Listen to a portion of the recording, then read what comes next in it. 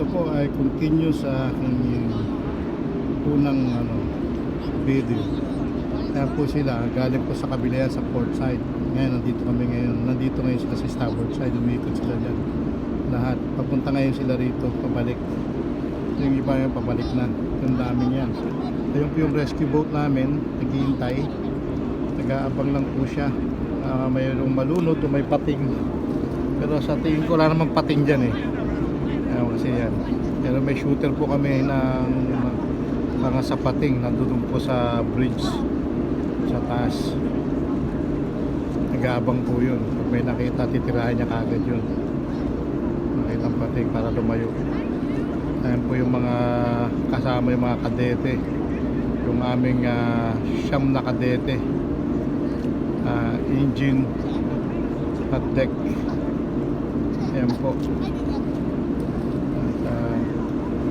at naliligo po sila. So, yung may ibang kasama ko nanonood naman. Ayan o, nanonood yung iba gustong tumalon. Ito yung watch ng para sa pilot ladder, packet niya. Yan po yun, siya po yung security dyan, nagwa-watch siya.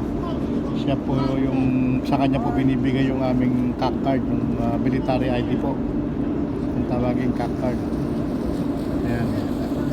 Yan po yung aming star swimmer, yung kumbaga sa kwan sa beach kung tawagin ay lifeguard, pero sa amin sa barko tawag dyan ay star swimmer.